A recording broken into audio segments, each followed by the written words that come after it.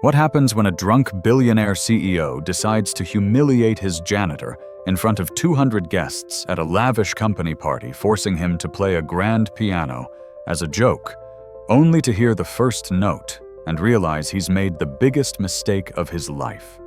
This is the story of Elijah Carter, a quiet man who mops floors and empties trash bins.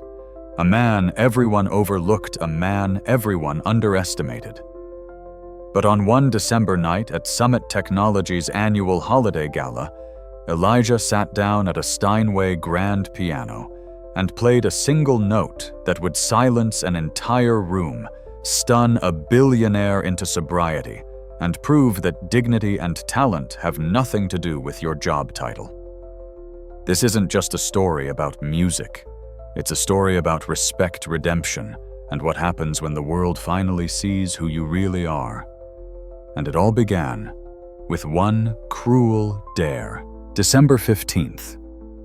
The penthouse ballroom of the Metropolitan Tower in downtown Seattle. 200 people dressed in designer clothes, drinking champagne that costs more per bottle than most people earn in a week. Crystal chandeliers casting golden light across marble floors.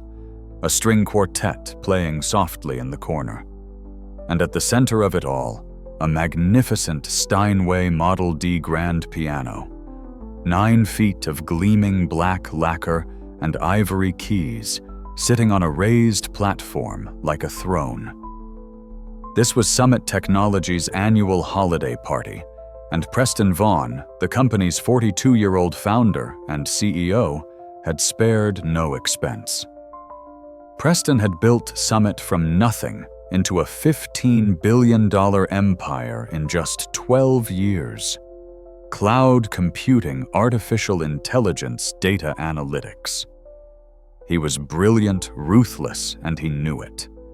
Forbes had called him the boy king of tech. The Wall Street Journal had profiled his rise from a Stanford dropout to one of the youngest self-made billionaires in America. And Preston believed every word of it. He stood near the bar, scotch in hand, surrounded by vice presidents and board members, all laughing at his jokes, because that's what you do when the man signing your bonus checks is talking. Preston was on his 4th drink, maybe his 5th. He'd stopped counting around 9 o'clock. His tie was loose, his jacket discarded on a chair somewhere. He was feeling good. Invincible. The way rich men feel when they're surrounded by people who need them. Across the room, barely noticed by anyone, Elijah Carter pushed a cleaning cart along the far wall.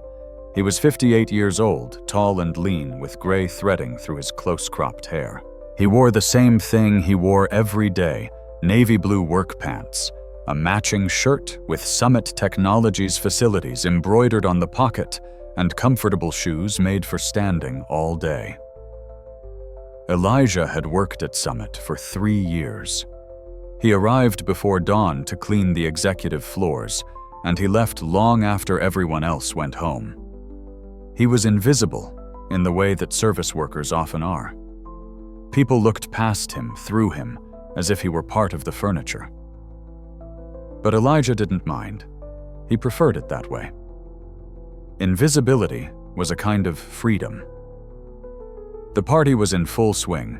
The Professional Pianist Summit had hired a talented young woman from the Seattle Symphony, had been playing for 2 hours.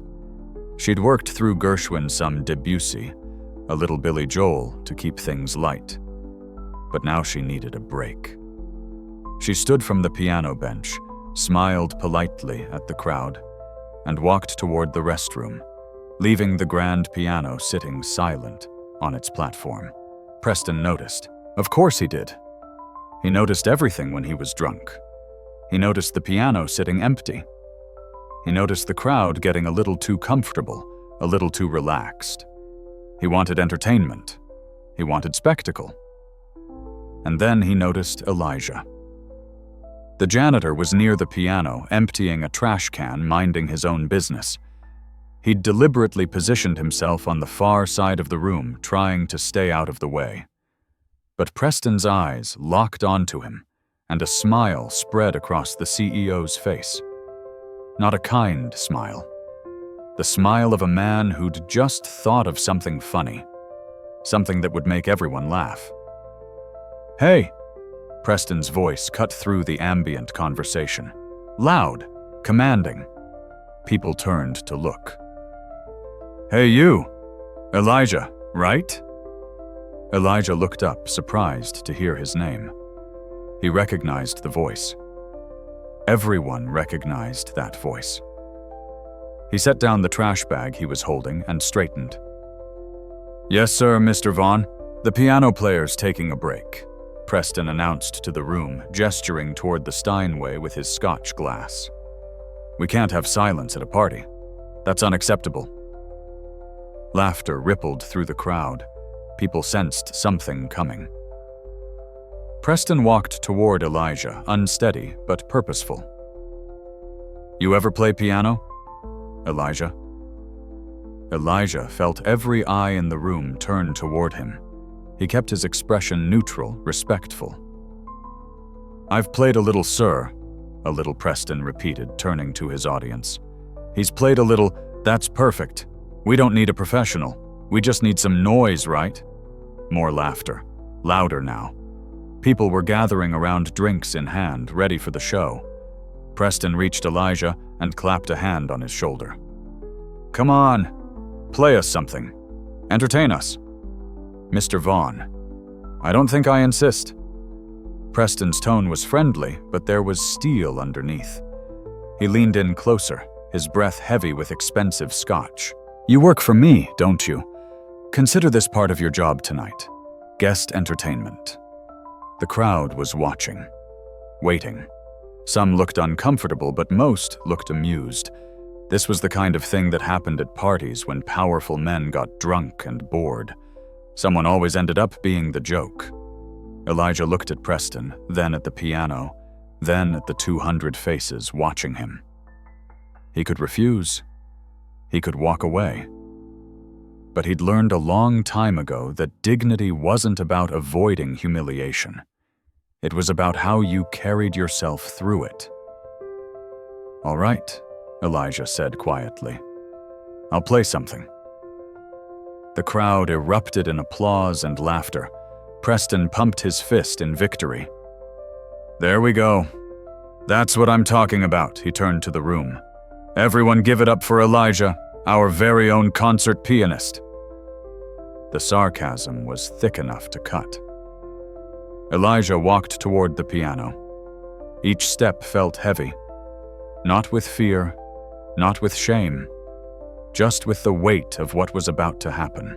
He could feel their eyes on him, could hear the whispered jokes, the stifled laughter. They thought they knew how this would go. He'd sit down, fumble through chopsticks or heart and soul, and they'd all have a good laugh. Preston would give him a $50 tip and a pat on the head, and the professional pianist would come back and erase the embarrassment with real music.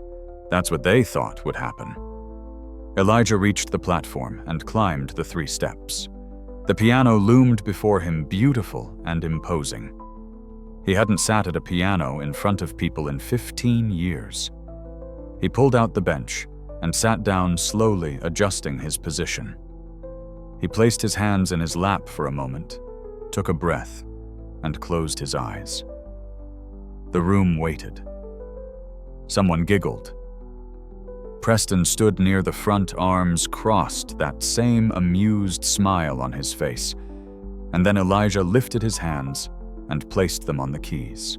The first note hit like thunder in a silent sky. It wasn't loud. It wasn't dramatic. It was a single G in the middle. Register played with perfect weight, perfect timing, perfect tone. But something about it cut through the room like a blade. The laughter stopped. The whispered jokes died in people's throats. And then Elijah began to play. His right hand moved into the opening measures of Chopin's Nocturne in E-flat, major opus 9, number 2. One of the most beautiful pieces ever written. One of the most technically demanding. And Elijah played it like he'd been born to do it. His fingers moved across the keys with the fluid grace of water, each note precisely placed, perfectly weighted. The melody sang out, sweet and melancholic, filling the massive ballroom, with a sound that seemed impossible to come from a human being. His left hand provided the foundation rolling arpeggios that supported the melody like a gentle tide. Preston's smile faded. He lowered his arms, his eyes fixed on Elijah's hands, watching them move, unable to comprehend what he was seeing. Around the room, conversation stopped, mid-sentence. Champagne glasses paused halfway to lips. A woman in a red dress standing near the bar brought her hand to her mouth. A board member who'd been laughing 10 seconds ago now stood frozen, his expression shifting from amusement to confusion to something like awe. This wasn't a janitor fumbling through a simple tune. This was a master at work. Elijah's eyes were closed. His body swayed slightly with the music, not for show, but because the music demanded it. His face held an expression of deep concentration, mixed with something else. Peace. Release. Like he'd been holding his breath for 15 years and was finally allowed to exhale. The Nocturne is a piece that reveals the player's soul. There's nowhere to hide in it. Every note is exposed, every emotion laid bare, and Elijah poured everything into it. The melody climbed and fell, whispered and sang, spoke of longing and memory and beauty that hurts because you know it can't last.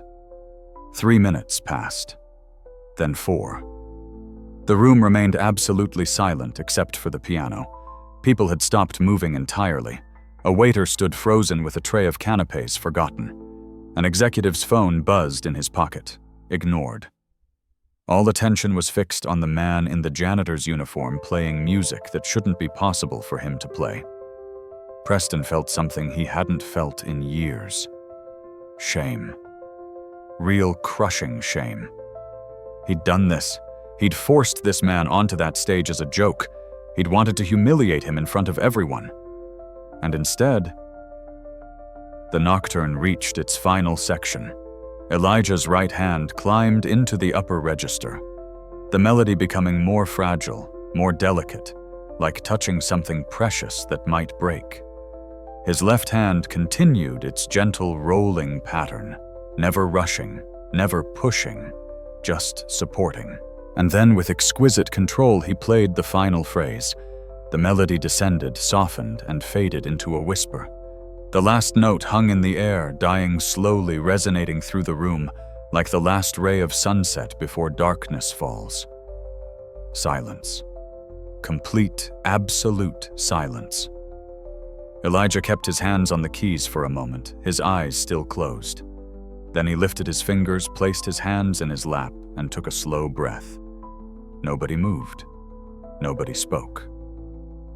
The silence stretched for 5 seconds. 10. 15. And then someone started clapping.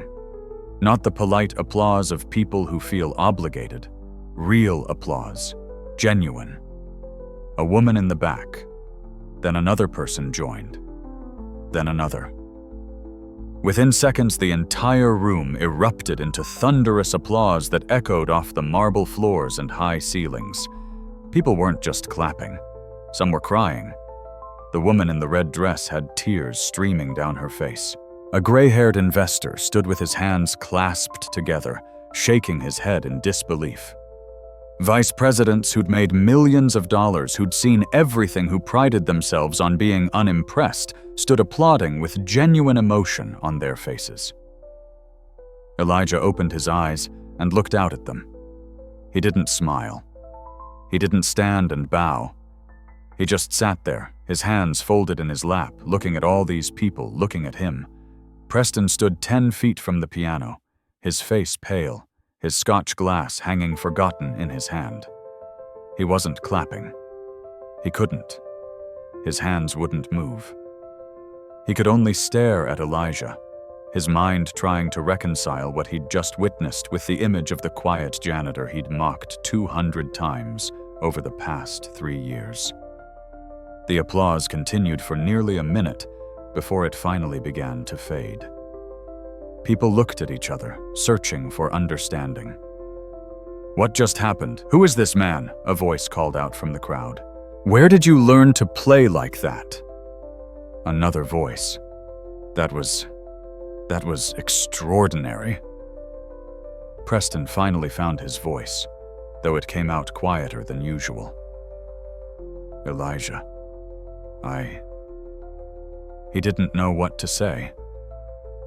For maybe the first time in his adult life, Preston Vaughn was speechless. Elijah stood from the piano bench. He adjusted his work shirt, which had wrinkled from sitting. He looked at Preston, then at the crowd, and when he spoke, his voice was calm, measured, and carried the quiet authority of someone who had nothing to prove. "Thank you," he said simply. That was Chopin. Nocturne in E-flat major. He stepped down from the platform. "Wait." Preston moved toward him, his earlier confidence completely gone. You can't just..." He gestured helplessly at the piano. "That's not... Janitors don't play like that." Elijah looked at him for a long moment. There was no anger in his eyes, no triumph, just a kind of sad understanding. "No, sir," he said quietly. "I suppose they don't." He turned to walk away, but a hand caught his arm. One of the board members, a woman named Victoria Chen, stepped forward. "Please," she said, "we need to know. Who are you?" "Really?" Elijah looked at her, then at the faces pressing closer, all wanting answers. He'd spent 3 years hiding in plain sight, 3 years of blessed anonymity, and now, in the span of 6 minutes, all of that was gone. He sighed softly. "I'm just a man who plays piano," he said. "Nobody just plays like that," another voice insisted. "That was professional level. Beyond professional." "Where did you train?" someone asked. "Who taught you? Have you recorded anything? Do you perform professionally?" The questions came faster, overlapping. Elijah stood in the center of the growing circle, feeling the walls closing in. The very thing he'd been running from for 15 years was catching up to him. He looked toward the exit, calculating whether he could simply leave, go back to his quiet life, pretend this never happened. But Preston stepped in front of him, blocking his path. The CEO had sobered considerably in the last 10 minutes. His eyes were clear now, focused.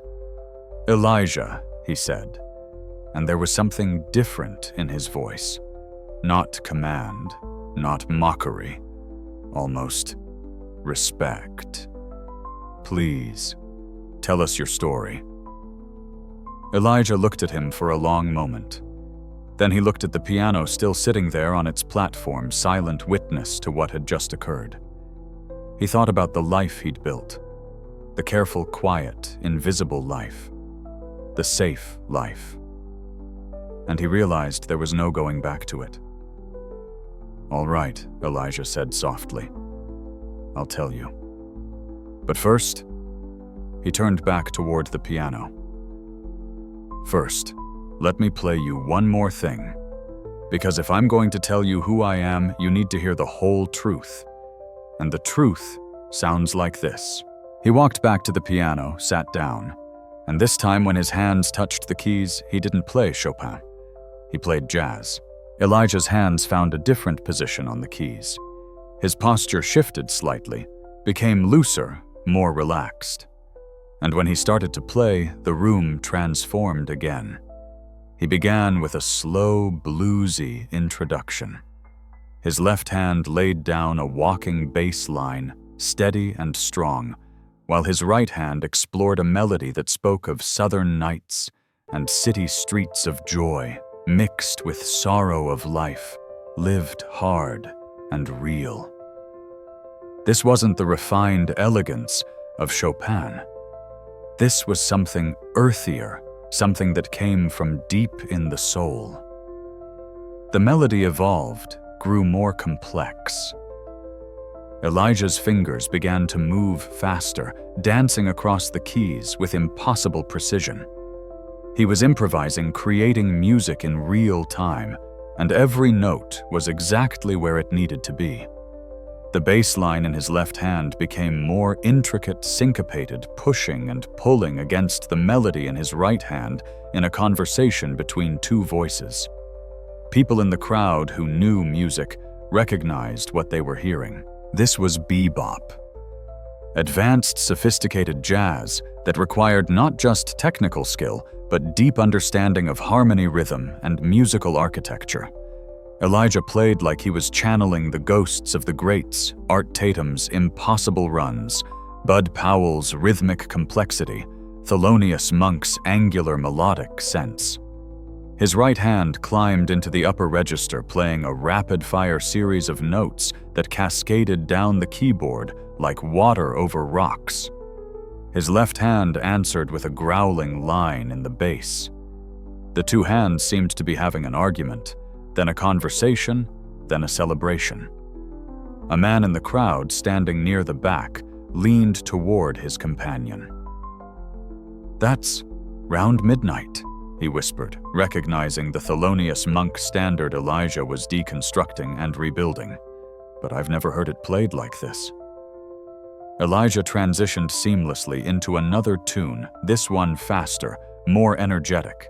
Giant Steps by John Coltrane, one of the most technically demanding pieces in the jazz repertoire. The chord changes come so fast that most pianists need months of practice just to get through it cleanly. Elijah played it like he was taking a casual walk, his fingers navigating the complex harmonic structure with absolute confidence. The room was mesmerized.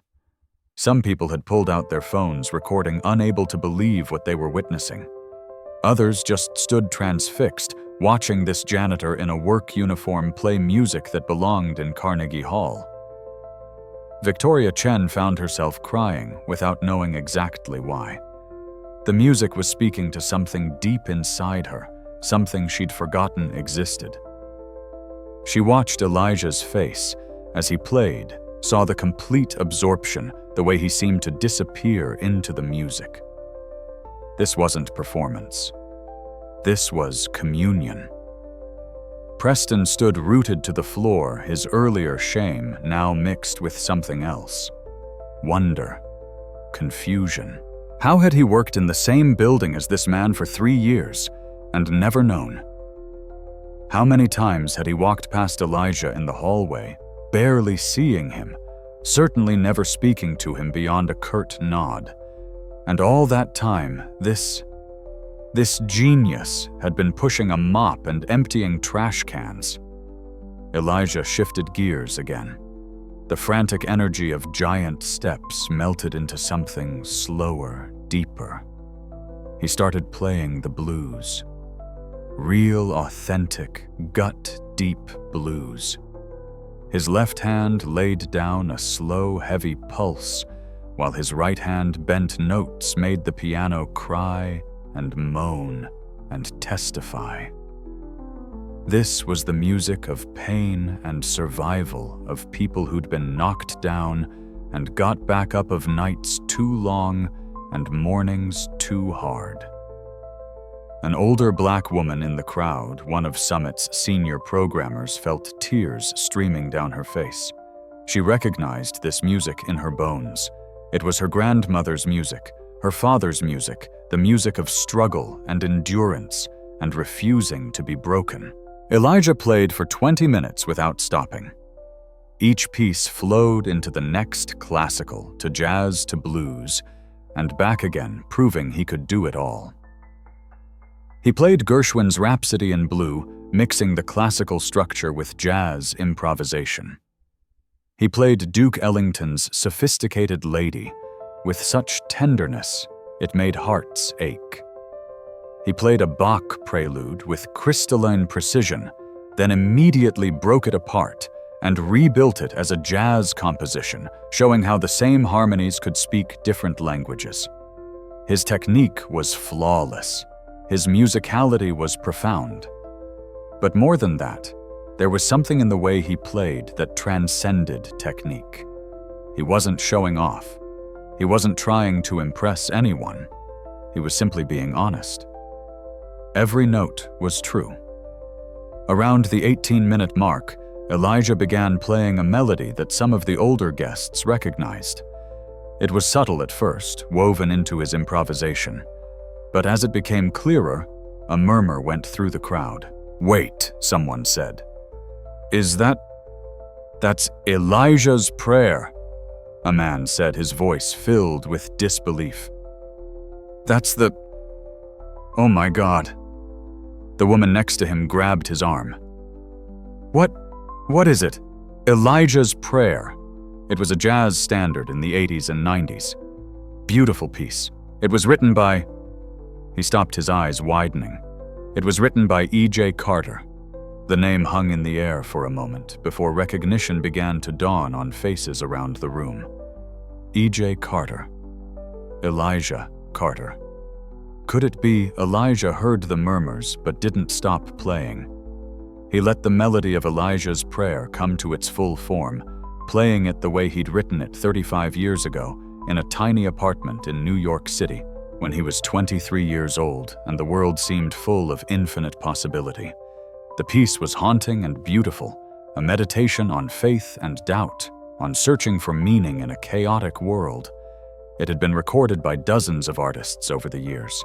It had become a staple of the jazz repertoire. And now its composer was playing it in a corporate ballroom dressed in a janitor's uniform, while 200 people slowly realized who he really was. Preston pulled out his phone with shaking hands. He typed E.J. Carter jazz pianist into Google. The results came back immediately. Images of a young black man sitting at a piano, intense and brilliant.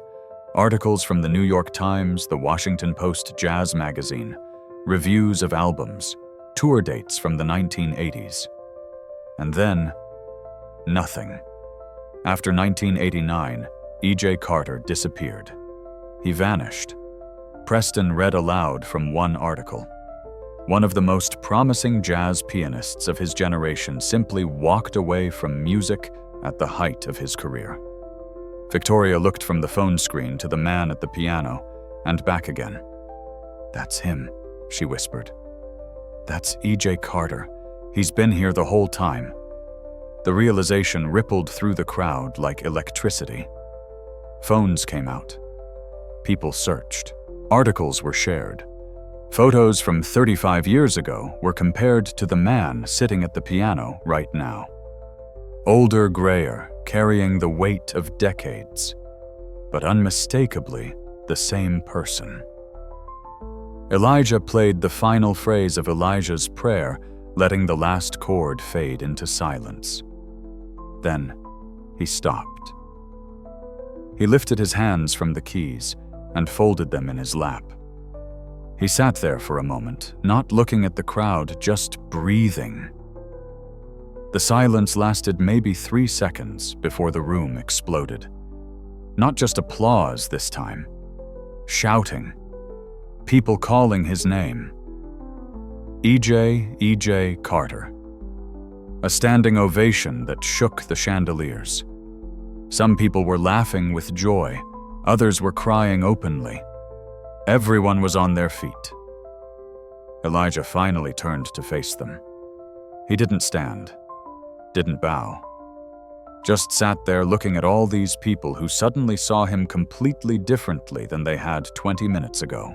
And in that moment, sitting at that piano, Elijah Carter felt the full weight of what he'd just done. He'd opened a door he'd kept locked for 15 years. He'd let them see who he really was. And now there was no going back. Preston pushed through the crowd, moving toward the piano with determination. His face was flushed, his eyes bright. When he reached the platform, he looked up at Elijah with an expression of complete astonishment. "You're E.J. Carter," Preston said. It wasn't a question. Elijah met his eyes and nodded slowly. "I was," he said quietly. "A long time ago." "But why?" Preston gestured around helplessly. "Why are you working as a janitor? Why here? Why?" The questions piled up in his throat, too many to get out. Elijah stood from the piano bench. He was tired, suddenly, bone-deep tired, like he'd been carrying something heavy for miles and had finally set it down. That he said is a longer story. Then tell us. Victoria had joined Preston at the platform. Behind her, dozens of others pressed closer, all wanting to hear, all needing to understand. "Please, Mr. Carter, tell us what happened." Elijah looked at them all. These people who'd ignored him for 3 years. These people who'd laughed when Preston forced him onto this stage. These people who now looked at him with respect and admiration and desperate curiosity. He could walk away. Part of him wanted to. Just leave, go home, disappear again the way he'd disappeared in 1989. But another part of him, the part that had just spent 20 minutes pouring his soul out through a piano, knew that wasn't possible anymore. Some doors once opened can't be closed again. "All right," Elijah said. "I'll tell you. But not standing here. And not because you're curious. If I'm going to tell this story, I'm telling it the right way. So you understand not just what happened, but why." He stepped down from the platform. The crowd parted for him, creating a path. He walked to one of the high-backed chairs near the window and sat down. People gathered around in a semicircle, sitting on the floor, leaning against walls, standing shoulder to shoulder, all focused on this man they thought they knew, but didn't know at all. Preston grabbed a chair and sat directly across from Elijah. He leaned forward, his earlier drunkenness completely burned away by what he'd witnessed. "We're listening," he said softly. Elijah looked out the window for a moment at the lights of Seattle spread out below, at the dark water of the Sound beyond. He took a breath. And then he began. "My name is Elijah James Carter. 35 years ago, I was one of the best jazz pianists in New York City. And I threw it all away. I was born in Birmingham, Alabama, in 1967. Elijah began, his voice quiet but clear. "My mother cleaned houses. My father worked at the steel mill until he died when I was 8. We didn't have much, but we had a piano." He smiled slightly at the memory. "An old upright that my grandmother bought from a church that was closing down. $50. It was missing 3 keys and held its tuning about as well as a sieve holds water. But it was ours. And from the moment I touched it, I knew what someone in the crowd asked, that this was what I was meant to do." Elijah's eyes were distant, seeing the past. Not meant like destiny or fate. Meant like when you find the thing that makes sense of all the noise in your head, the thing that feels like breathing. That was piano for me. He continued. "I taught myself at first. We couldn't afford lessons. But I'd listen to records my grandmother had. Duke Ellington, Count Basie, Art Tatum. I'd play what I heard, figure it out by ear. By the time I was 12, I was playing at our church every Sunday. By 15, I was playing in clubs around Birmingham that didn't ask too many questions about age if you could play." Victoria listened intently. "How did you end up in New York scholarship?" Elijah said. "Manhattan School of Music heard me play at a competition in Atlanta. Full ride. I moved to New York when I was 18 years old, and it was like..." He paused, searching for words. "Like being starved your whole life and suddenly finding yourself at a banquet. The music scene in New York in the mid-'80s. If you were young and talented and hungry, The whole city was yours. I studied classical during the day, Beethoven, Bach, Chopin. But at night, I played jazz. Small clubs in the village downtown, lofts, anywhere that had a piano, and people who wanted to listen. I met cats who'd played with Miles Davis with Coltrane. I sat in with legends, and I learned. Preston was transfixed. This wasn't the story he'd expected. When did you start recording? I was 22 when I cut my first album. It was called Birmingham to Broadway. Self-produced, sold maybe 500 copies. But it got attention. Jazz critics started talking about me. I started getting calls to tour to sit in with bigger names. By the time I was 25, I had a contract with Blue Note Records. A murmur went through the crowd. Blue Note was legendary. My second album went gold. Elijah continued. First time a straight-ahead jazz album had done that in years. I was touring internationally, playing sold-out shows, making more money than I'd ever imagined possible. People were calling me the next great one, the future of jazz piano. He stopped, his expression darkening. And I believed them. The room was silent, waiting. That's when it all started going wrong, Elijah said quietly. Not all at once. Slowly. Like a building with a crack in the foundation. You don't notice at first, but the crack keeps spreading. What happened? Victoria asked gently. Elijah was quiet for a moment, choosing his words carefully. Success is a strange thing. It gives you everything you thought you wanted, and then it asks you to pay for it in ways you didn't expect. The touring was constant, 200 shows a year, different city every night. I was exhausted all the time, but you can't say no. Can't turn down opportunities. Can't disappoint the label, the promoters, the fans. I started drinking to deal with the stress. Just a little at first. A drink before a show to calm the nerves. A drink after to wind down. Then a drink during the day to take the edge off. Then... He shrugged.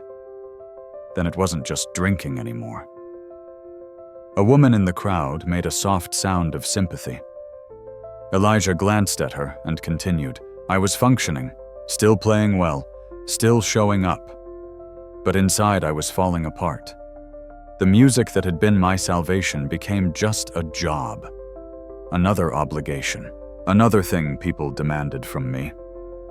I resented it. Resented the piano, the audiences, the whole industry. I got married when I was 27. Beautiful woman named Diana. She was a singer. We met at a festival in Montreal. She was the best thing in my life, and I destroyed it. The drinking got worse. The drugs started. Cocaine, mostly. Just to keep going, to have the energy for the next show. Diana tried to help me. Begged me to slow down to get help. I wouldn't listen. His voice cracked slightly. She left me in 1988. Took our daughter with her. Claire was 3 years old. I can still see her face when Diana carried her out the door. She was crying, reaching for me, saying, "Daddy, Daddy." And I was too high to stop them. Too far gone to even try. The room was completely silent now. Even the ambient noise of the city outside seemed to have faded away. I lost everything over the next year, Elijah continued. The label dropped me. My manager quit. Friends stopped calling. I missed gigs, showed up too wasted to play, burned every bridge I had.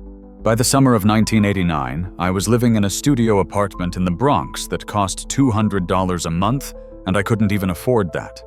I'd sold everything I owned. My piano, my awards, everything. Preston found himself leaning forward, completely absorbed.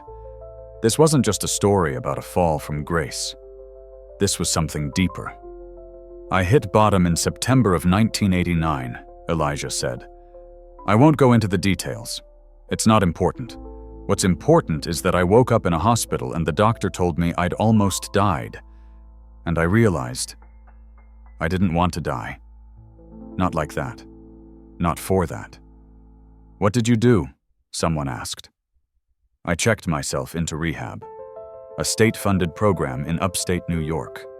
Spent 90 days there. It was the hardest thing I've ever done. Harder than learning piano. Harder than performing for thousands of people.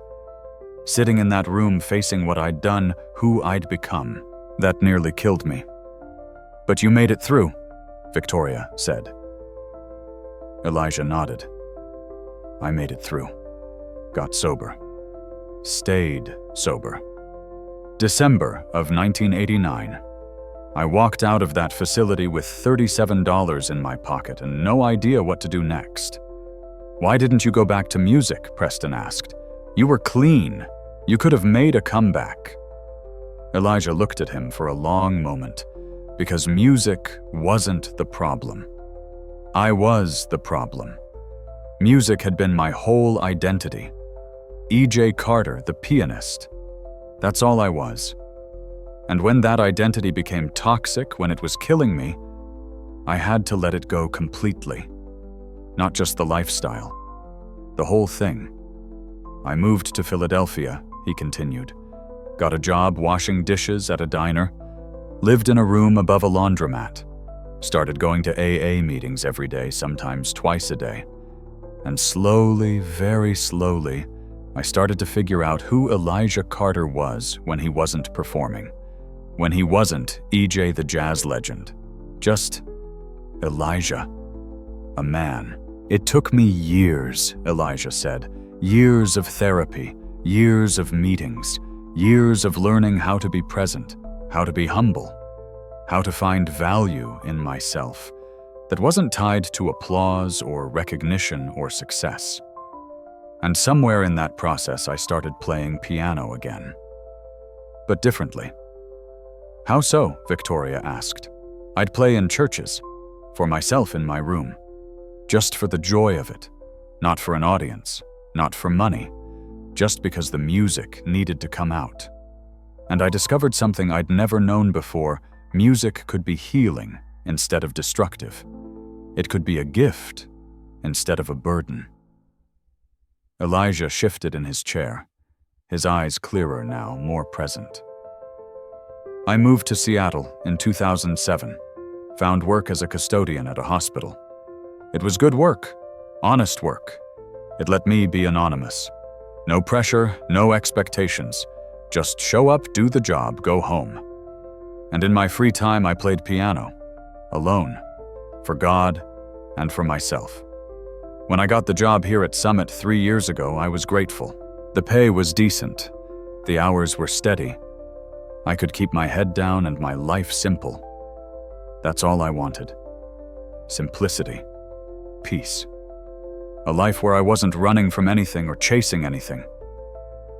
Just being." Preston's voice was barely above a whisper. "And I forced you onto that stage." Elijah met his eyes. "You did. I humiliated you. You tried to." Preston's face was pale. God, I'm so sorry, Elijah. I had no idea. I thought you were just..." He couldn't finish the sentence. "Just a janitor," Elijah said it without anger. "I am just a janitor, Preston. That's not an insult. It's a fact. It's my job. It's good work." "But you're E.J. Carter," a voice from the crowd protested. "You're one of the greatest pianists of your generation. You shouldn't be cleaning floors." Elijah turned toward the speaker. Who gets to decide what I should or shouldn't be doing with my life? I had fame. I had success. I had everything the world tells you is valuable. And it nearly killed me. This life, the one I have now, this simple, quiet, invisible life. This is what saved me. The room was processing this, trying to reconcile the man who'd played like an angel with the man who chose to push a mop. A young woman raised her hand tentatively. "Do you still love music?" Elijah's expression softened. "More than ever. Because now I love it for the right reasons. When I play alone in my apartment, there's no ego in it. No performance anxiety, no wondering what critics will say. It's just me and the piano and God. That's purity. That's what music was always supposed to be.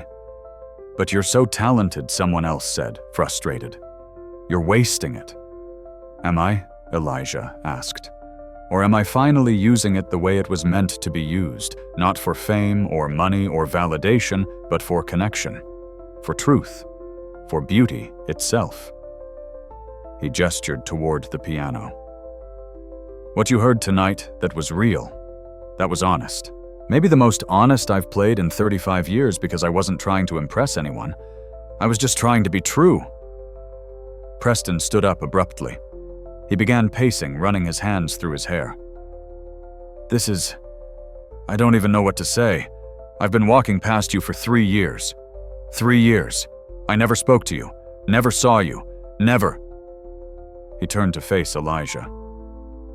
You're a better man than I am. I'm just a man who learned the hard way that there are things more valuable than the world's applause, Elijah said. Peace of mind, sobriety, dignity, the ability to look at yourself in the mirror and not hate what you see. Victoria spoke up. What about your daughter Claire? Did you ever reconnect? Elijah's face showed the first real pain of the evening. No. Diana remarried. Good man, accountant, stable. Claire grew up in Connecticut. She's 37 now. I've respected Diana's wishes to stay away. I sent letters over the years through lawyers, making amends, trying to explain. I don't know if Claire ever read them. Maybe someday she'll want to know who her father really was. Maybe not. That's her choice to make. The room sat with that sadness for a moment. Then Preston spoke again, his voice different now. Determined. Elijah, I want to offer you something. Elijah looked at him warily. Preston, hear me out, please. Preston moved closer. You've taught me more in the last 30 minutes than I've learned in 10 years of business school. About humility, about what actually matters, and I want to make this right. There's nothing to make right, Elijah said. Yes, there is. Preston was insistent. I want to create a position for you, Director of Cultural Programs. You'd oversee our arts initiatives, our community outreach. Help us remember that technology isn't the only thing that matters, that beauty and humanity and truth, like you said, those things matter too. The crowd murmured in approval. Several people nodded. The salary would be $300,000 a year, Preston continued. Full benefits. Your own office, your own team. You'd have the resources to do real good, to bring music and art to communities that need it, to be E.J. Carter again, but on your own terms. Elijah sat very still, listening. And more than that, Preston said, his voice becoming passionate. You'd be showing us every day what it means to do this work with integrity, to not lose yourself in success. You could be God. Elijah, you could be what I need to become. The offer hung in the air. It was generous, sincere. A chance to reclaim everything Elijah had walked away from, but in a better way. A redemption arc that would make sense to everyone watching. Around the room, people waited for his answer. Phones were still recording. This moment would be viral by morning. The lost legend, the phoenix rising from the ashes, returning to his proper place in the world. Elijah looked at Preston for a long time. Then he looked at this piano still sitting there on its platform.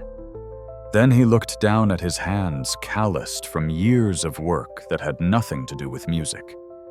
And then Elijah Carter did something that would shock the room even more than his playing had. He said no. Preston, Elijah said gently, I appreciate what you're trying to do, I really do. This offer, it's generous, it's kind. And 6 months ago, 6 weeks ago, part of me might have been tempted. He stood up from the chair, facing the CEO directly. But the answer is no. Preston's face fell. But why?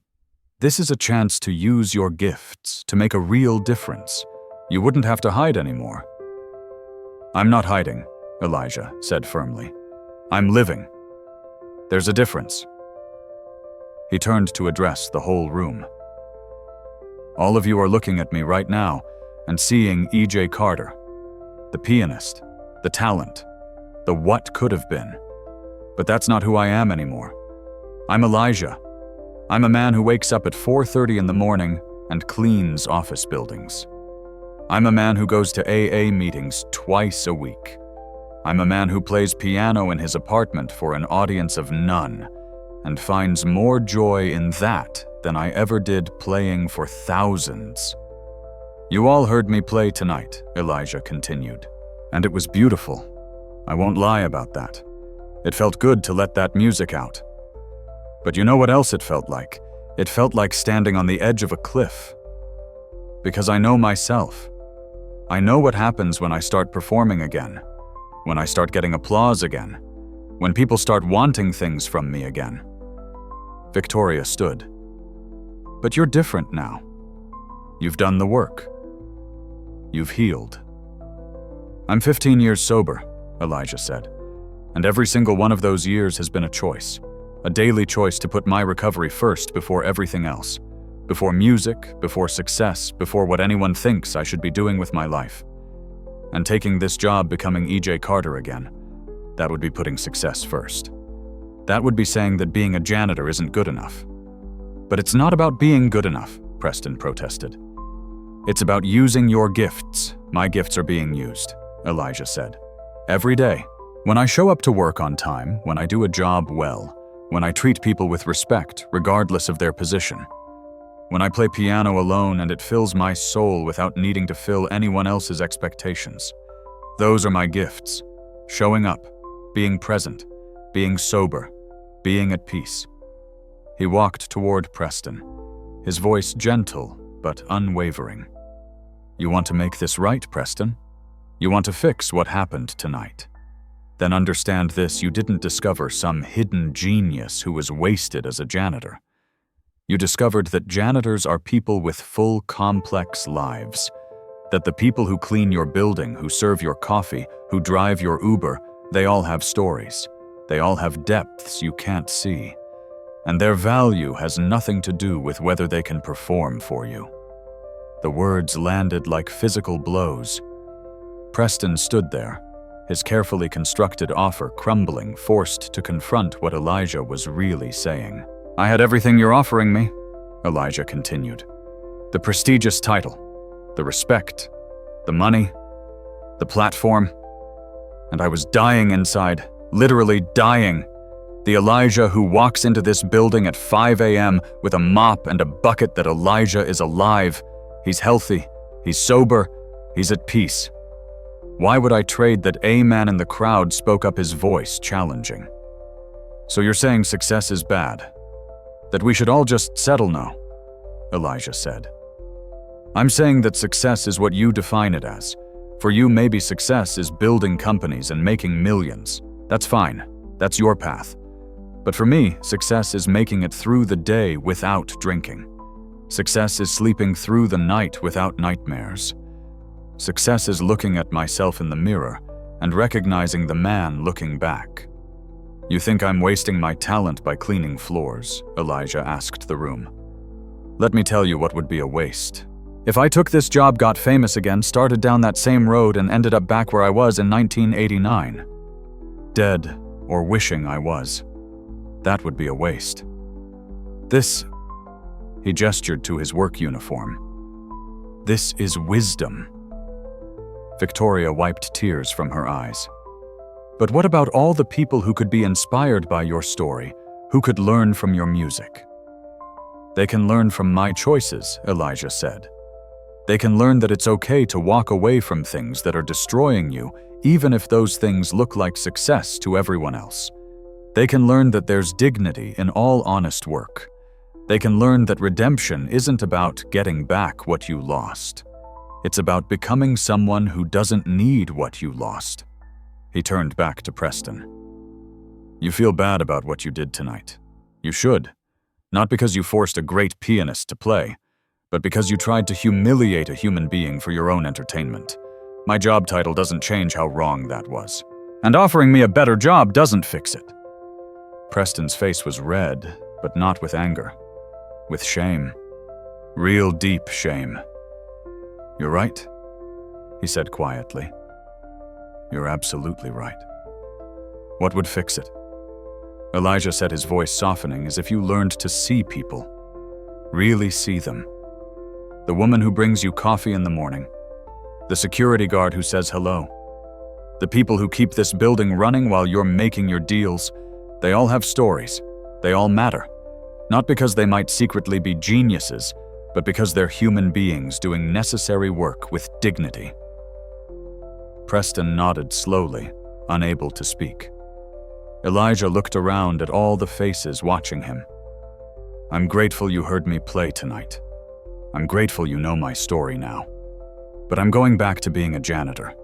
Not because I'm giving up on life, but because that's the life I've chosen. That's the life that works for me. And there's honor in that. But..."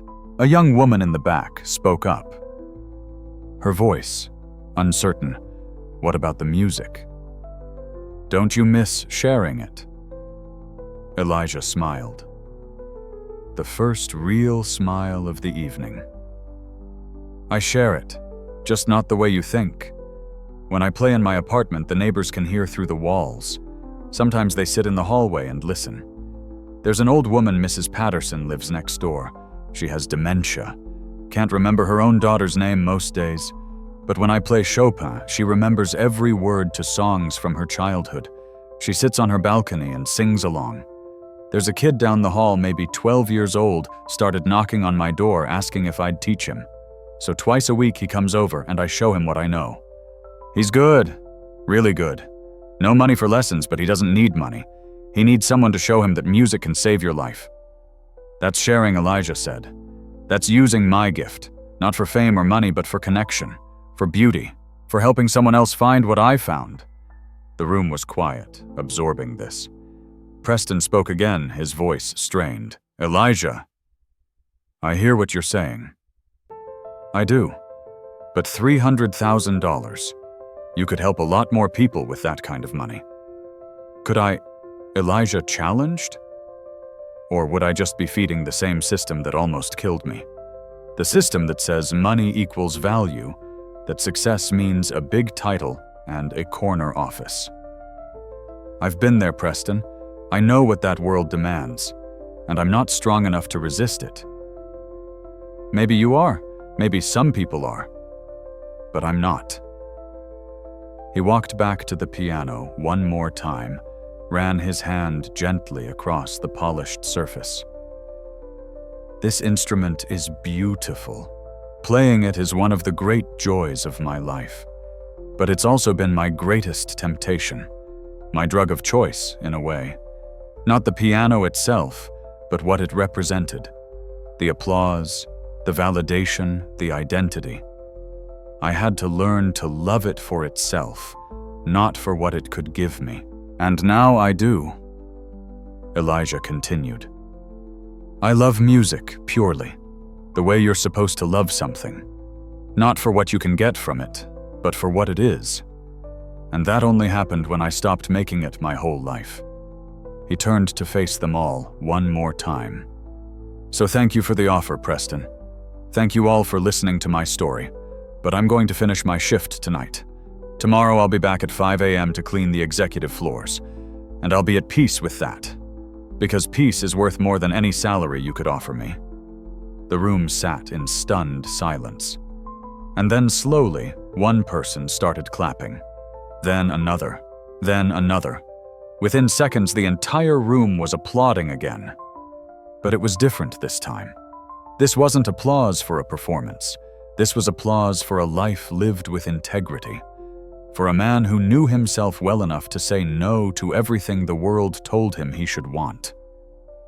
Elijah didn't bow, didn't acknowledge the applause.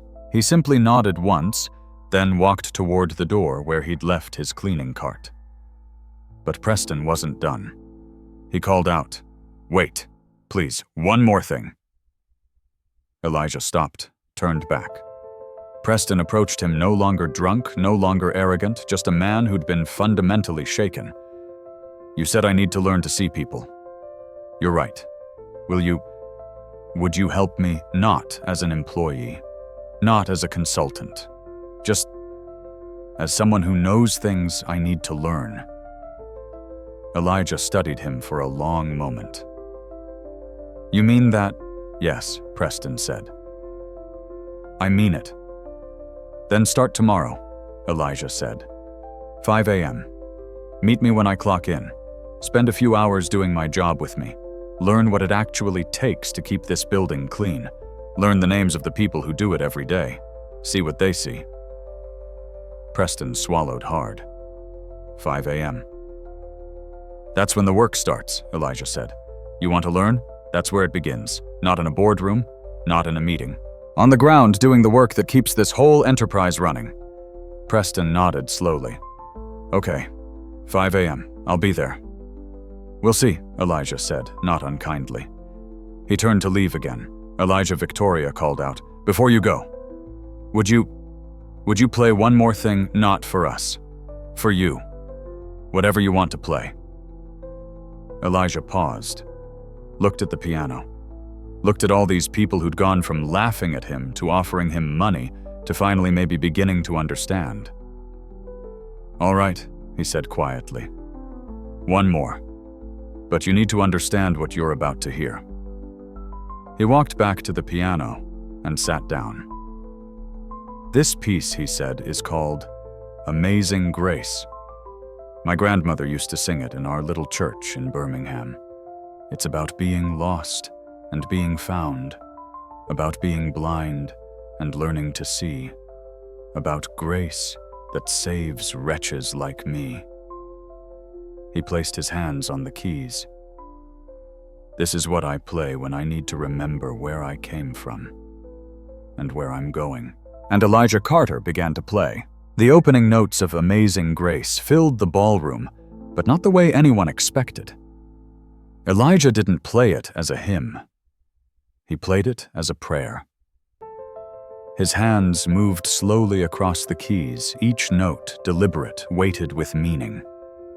The familiar melody emerged from a bed of rich harmonies, transformed by jazz voicings, that made the old song sound both ancient and brand new.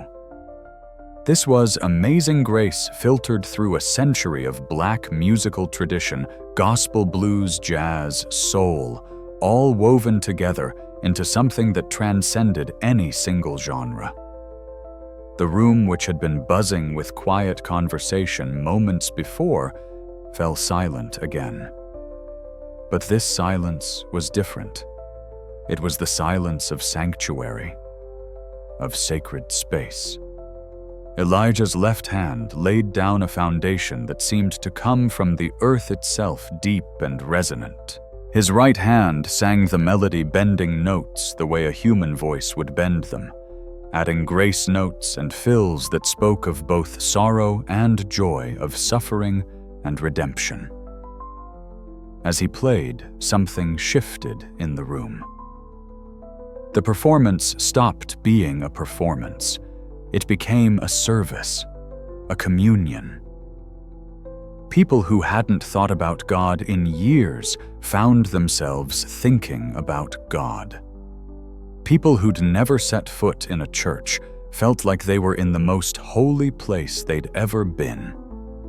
Elijah's face was serene as he played, eyes closed, completely absorbed in the music. This wasn't about technique anymore, though the technique was flawless. This wasn't about impressing anyone. This was about bearing witness, about testifying to a truth he'd learned through pain and survival. He played through the first verse, letting the melody build gradually. Then he began to elaborate, taking the hymn on a journey.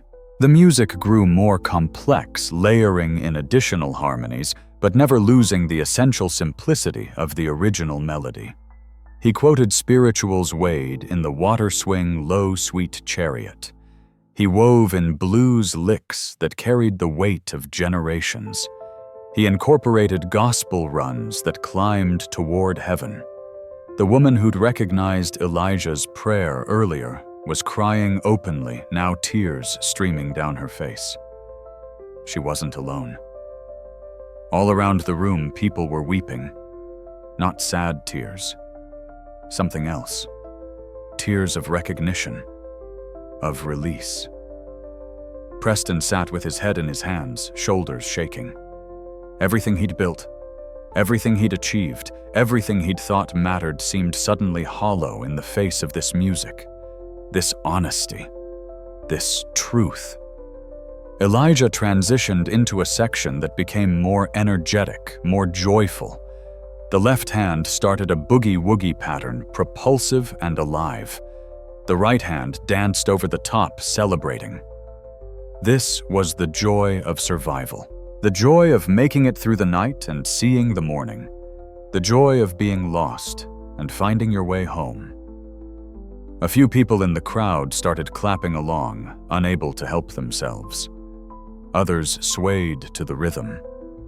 The young programmer who'd cried earlier started humming the melody, then singing softly. Others joined in. Within moments, half the room was singing Amazing Grace, while Elijah played their voices joining together in an impromptu choir. Amazing grace, how sweet the sound. Elijah heard them and smiled without opening his eyes. He adjusted his playing to support their voices, giving them space, encouraging them. This was what music was supposed to be. Not one person performing for others, but people coming together in shared experience, shared humanity.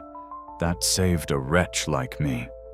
The CEO's wife, a woman who'd barely spoken all evening, stood up and began to sing, her trained soprano voice rising above the others, pure and clear.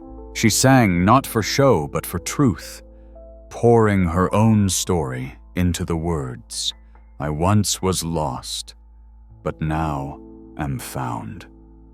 Preston looked up, watching his wife sing, watching this janitor play, watching 200 successful, sophisticated people become as vulnerable as children.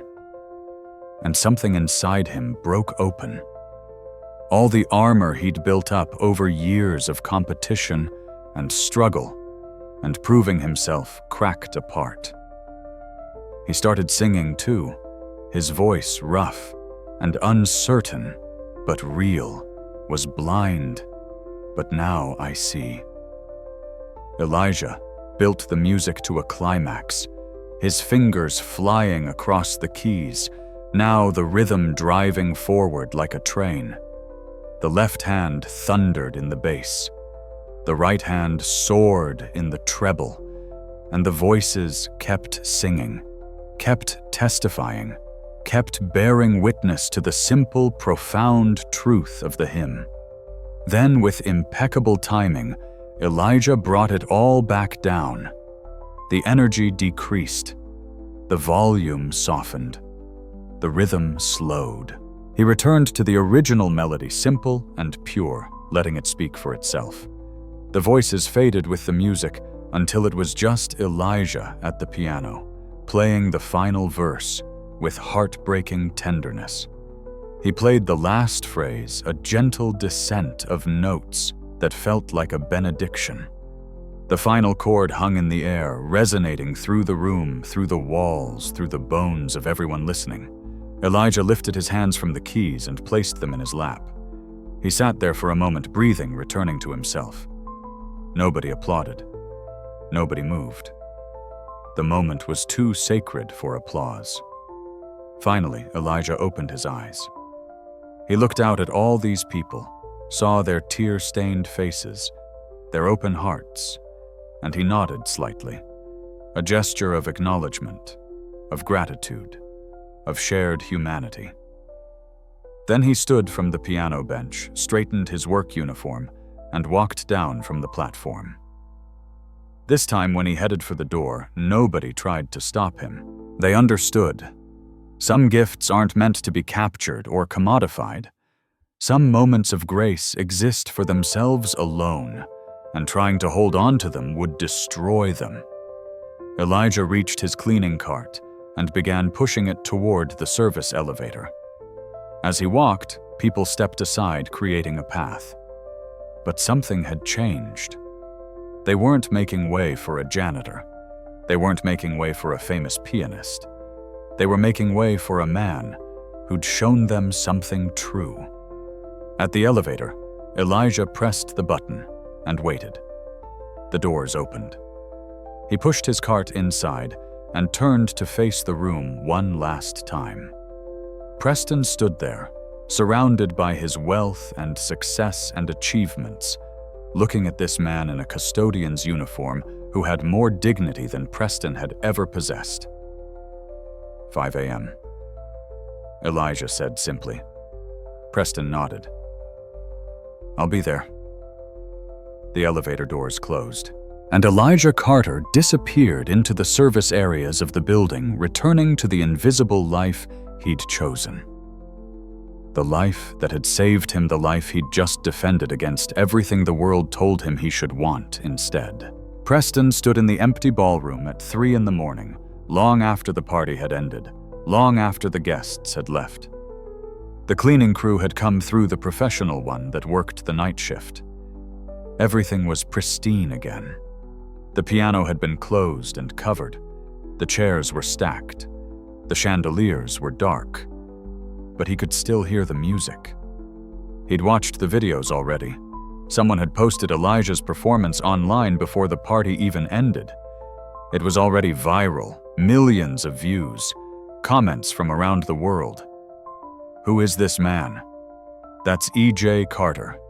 Oh my God, the janitor is a legend. Articles were being written. Jazz historians were weighing in. People who'd known Elijah in the 80s were reaching out, sharing stories. The narrative was writing itself, the lost legend found, the phoenix rising, the janitor who was really a genius. But Preston knew they were missing the point. He looked at his phone. It was 3:47 a.m. In an hour and 13 minutes, he was supposed to meet Elijah. Part of him wanted to cancel. To go home, sleep, pretend this had all been some kind of weird dream. But he knew he wouldn't. Something had shifted in him tonight. Something fundamental. At 4:55 a.m., Preston walked through the empty lobby of Summit Technologies. The security guard, a man named Raymond, who Preston had never spoken to in 3 years, looked up in surprise. Mr. Vaughn, everything okay? Preston paused. Really looked at Raymond for maybe the first time. The man was in his 50s, tired eyes, but he smiled warmly. I'm good, Raymond. How are you?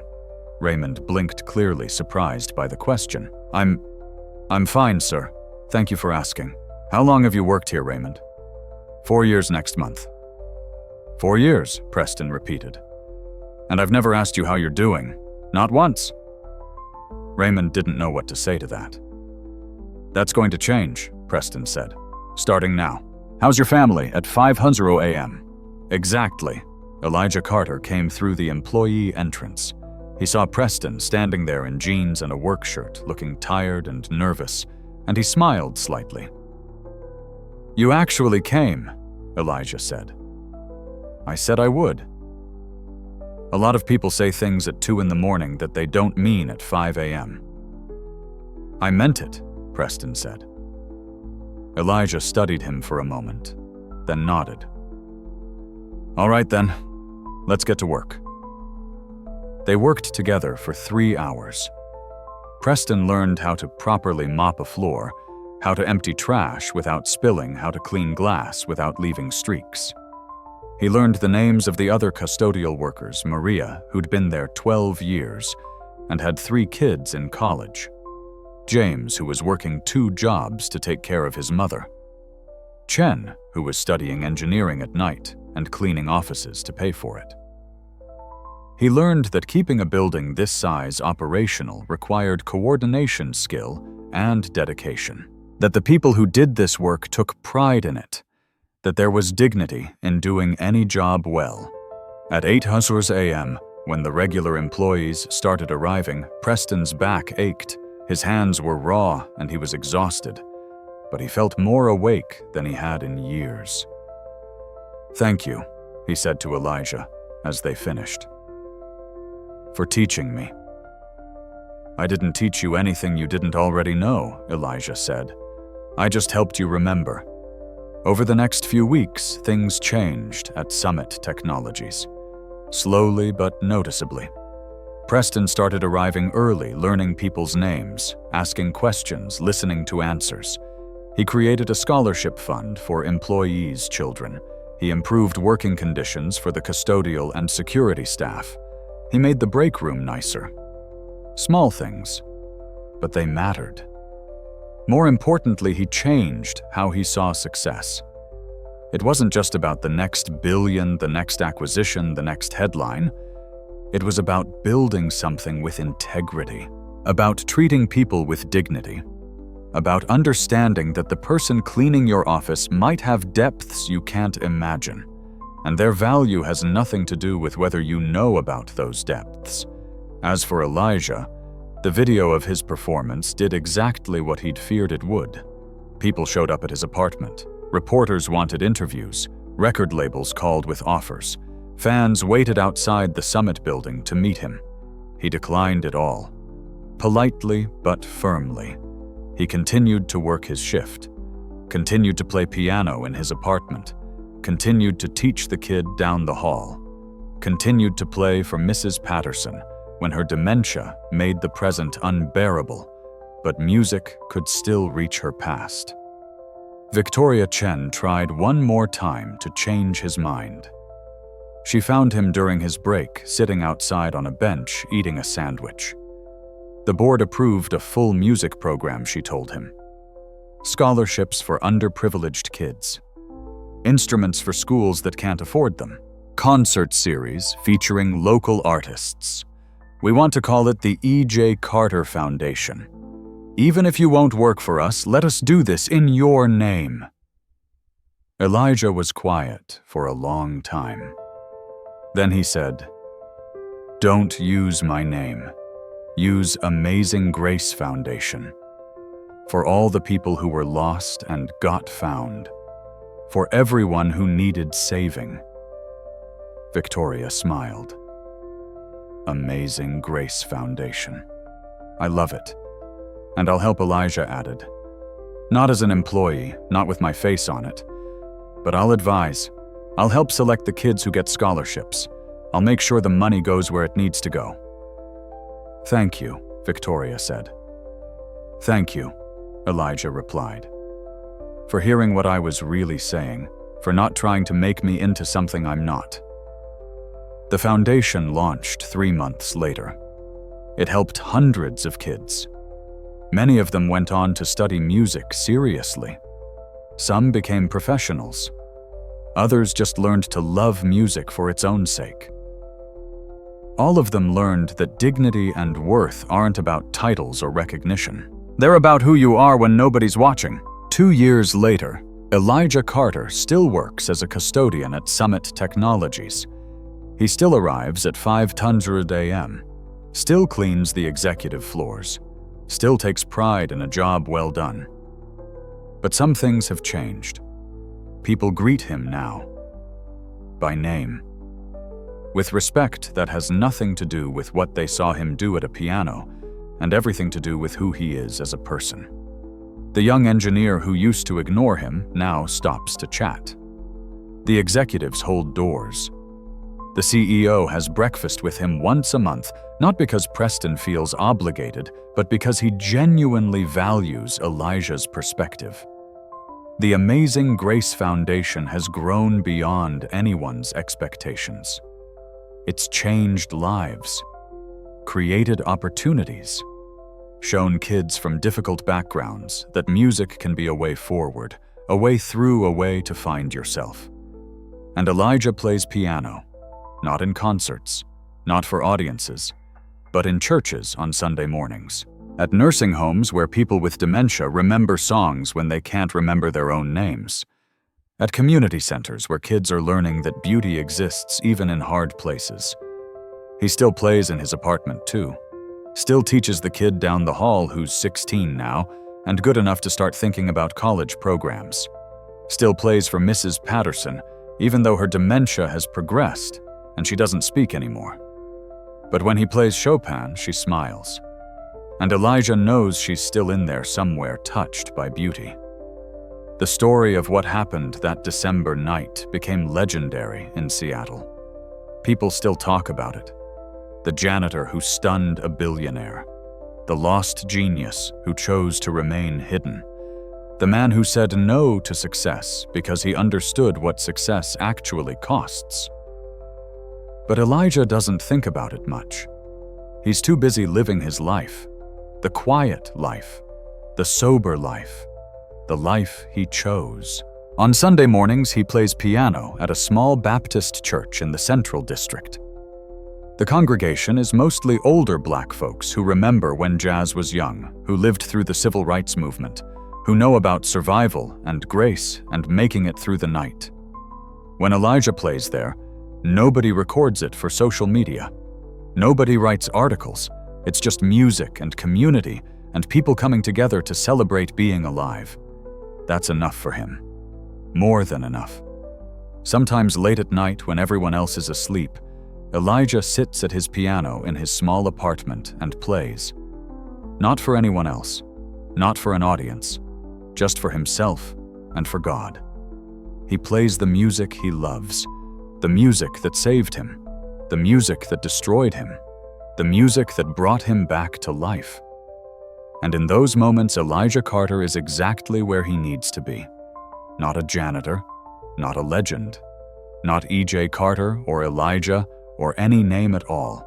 Just a man at a piano making beauty for its own sake, finding grace in the silence between notes, living proof that sometimes the greatest success is knowing when to walk away from what the world calls success. That dignity can't be bought or sold. That talent is a gift, but peace is a choice. That you can fall as far as a person can fall and still find your way back. And that sometimes the most profound performance is simply living your life with integrity, whether anyone's watching or not. The first note Elijah played that December night froze Preston Vaughn in his tracks. But it was the choice Elijah made afterward, the choice to return to his quiet life, that truly changed everything. Because in a world that tells us we're only valuable if we're visible, if we're successful, if we're impressive, Elijah Carter stood up and said, "No. My value isn't in what I can do for you. It's in who I am for myself." And that's a truth worth more than any applause. That's amazing grace.